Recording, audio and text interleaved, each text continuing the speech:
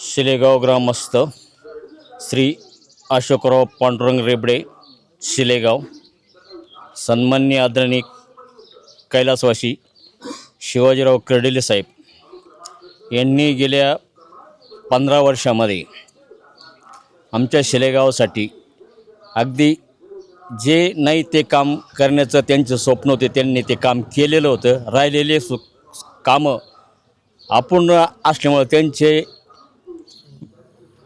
दुःखात विधान झाल्यामुळं जे स्वप्न राहिलेले ते स्वप्न सन्माननीय श्री अक्षयदादा कर्डिले हे आमदार झाल्यानंतर सगळे स्वप्न पूर्ण करतील अशी आम्हाला अपेक्षा आहे.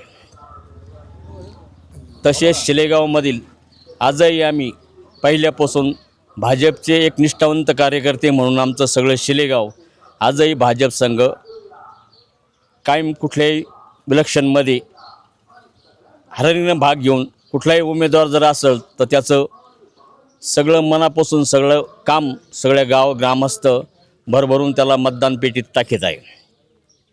तसेच आज अक्षयदादा जर आमदार तर 100% झालेली आहे, काळ्या दगडावरची रेघ आहे.